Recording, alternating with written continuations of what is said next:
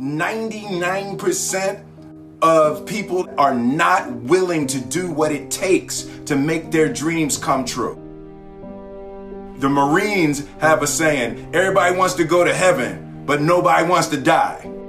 The center of bringing any dream into fruition is self-discipline.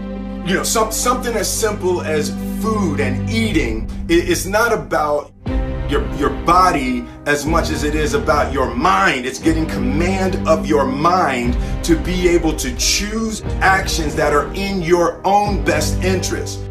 Every day we are choosing that's not in our own best interest.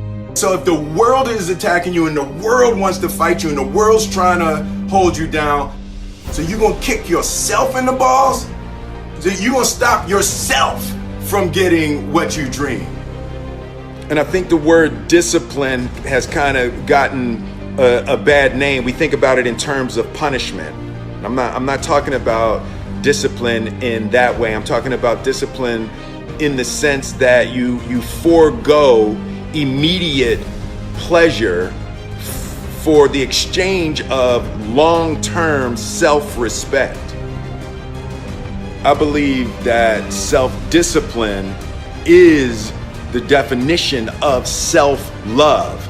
That when you say that you love yourself, that means that you have behavior towards yourself that is loving. Self-discipline is the center of all material success. You cannot win the war against the world if you can't win the war against your own mind.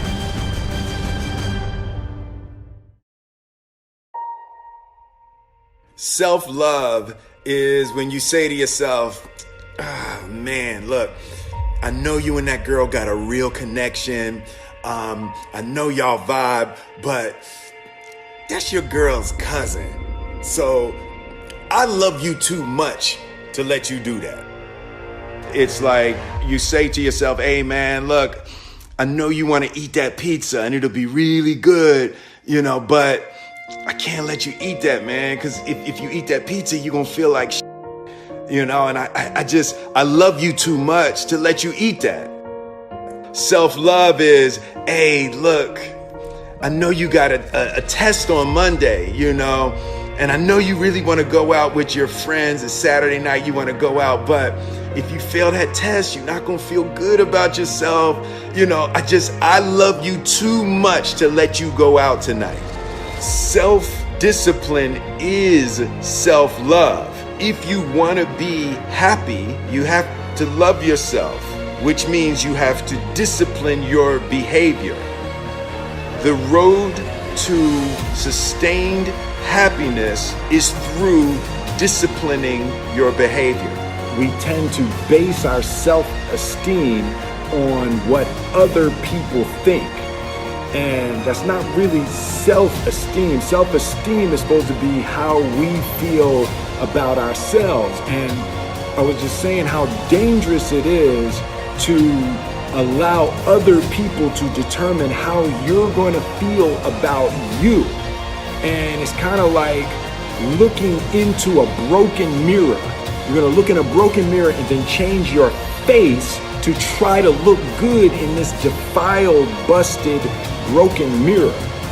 And it just, other people's opinions is a really way to determine how we feel about ourselves.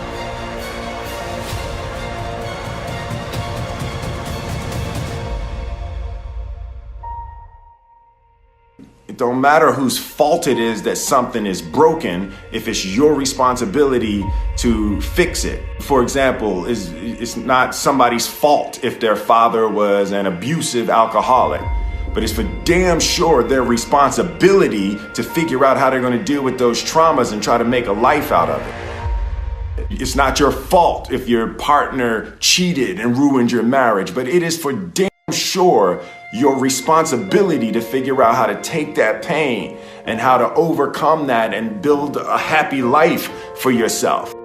Fault and responsibility do not go together. It sucks, but they don't. When something is somebody's fault, We want them to suffer. We want them punished. We want them to pay. And we want it to be their responsibility to fix it. But that's not how it works, especially when it's your heart. Your heart, your life, your happiness is your responsibility and your responsibility alone. As long as we're pointing the finger and stuck in whose fault something is, we're jammed and trapped into victim mode. When you're in victim mode, you are stuck in suffering. The road to power is in taking responsibility. Your heart, your life, your happiness is your responsibility and your responsibility alone.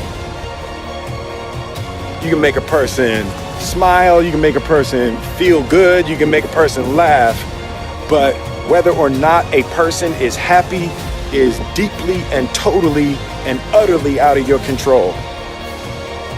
The prerequisite for spending time with any person is that they nourish and inspire you. They feed your flame. Look at your last 5 text messages. Are those people feeding your flames or dousing your fire? Put your phone down for just a second and look around.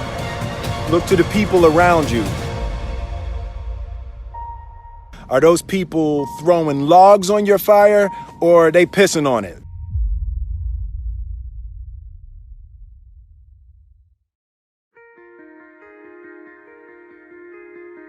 I want my life, I want my work, my family, I want it to mean something. And it's like, if you are not making someone else's life better, then you're wasting your time. The separation of talent and skill is one of the greatest misunderstood concepts for people who are trying to excel, who have dreams, that want to do things. Talent you have naturally. Skill is only developed by hours and hours and hours of beating on your craft. You don't try to build a wall. You don't set out to build a wall.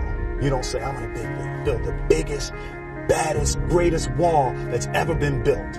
You don't start there. You say, I'm going to lay this brick as perfectly as a brick can be laid.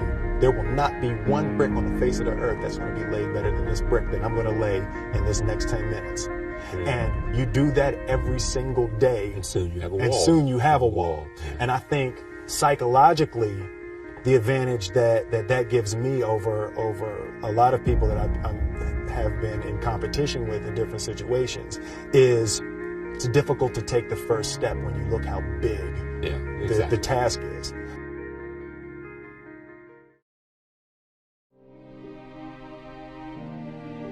The definition of who I am is very clear to me, and it also redefines who I want to be, in that I know for a fact that I'm stronger than I thought I was. You know, you can't help but ask yourself the question, what would I do if I was in Muhammad Ali's shoes? I'm motivated by fear. I hate being scared to do something. And I think what developed in my early days was the attitude that I started attacking things that I was scared of. Why were you scared in your bed the night before? What do you need that fear for? Just don't go. Why are you scared in your bed 16 hours before you jump? Why are you scared in the car? Why could you not enjoy breakfast? Fear of what? You're nowhere even near the airplane. Everything up to the stepping out, there's actually no reason to be scared. It only just ruins your day. You don't have to jump.